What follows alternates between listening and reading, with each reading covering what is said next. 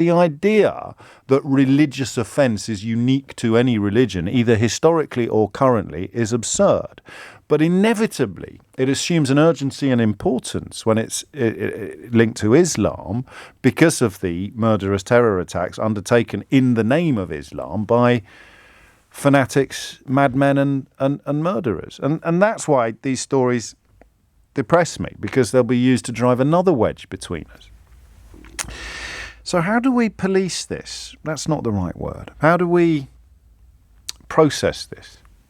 How do we recognise your right to be offended by any image of Muhammad, who Muslims believe was a prophet, with, let's use me as an example, my belief that children should be taught, young people should be taught about blasphemy using examples.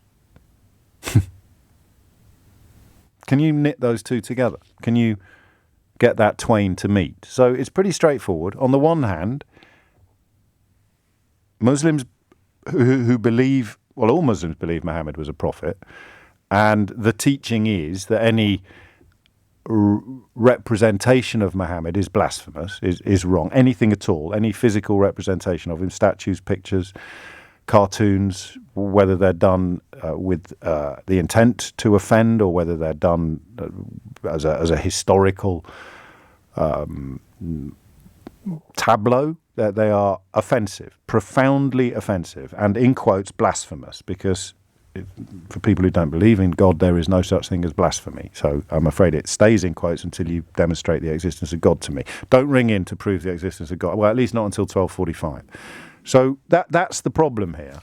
I passionately believe that young people should be taught about everything, including, by the way, the history of historic houses. How many people are outraged about the National Trust story are also outraged about the depictions of Muhammad being shown to a classroom of school children in Batley. That's probably a very small subset. It's absolutely disgusting that they're teaching history in historic houses. History of the Empire? We don't want to know about the history of the Empire. Absolutely disgusting. That's outrageous. That's so woke. It's disgraceful. Those people should be fired. Here's a teacher showing a picture of Muhammad to a classroom full of children, and he's been hounded out, or he's been suspended from his job, and he's reportedly in hiding. Well, that's absolutely disgusting. He should be able to teach whatever he wants. You see my point?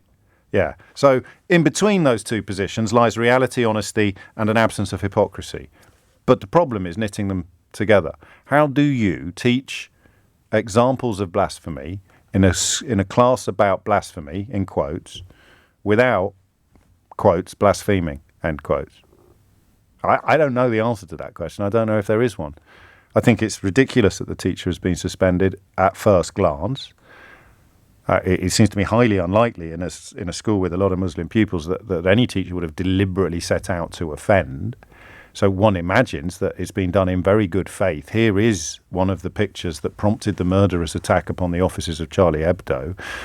I mean, that's just a statement of historical fact. And when we stop teaching facts because of the sensibilities and the feelings of the population, we have a problem. But here is the clincher, which hadn't actually occurred to me until I started talking. And this is the point, isn't it? That will be deliberately and strenuously ignored by almost everybody with a strong opinion on these two issues. I see a very straight and clear parallel between people saying that we shouldn't be teaching the history of historic houses in historic houses and people saying that we shouldn't be showing examples of blasphemy to a classroom full of students being taught about blasphemy. If we can find somebody who is up in arms about the National Trust, but also up in arms about what the teacher has done in Batley, I will give you the money myself. And yet, of course, as ever with these extremities, what you don't realise is you've got a hell of a lot more in common with each other than you have with me.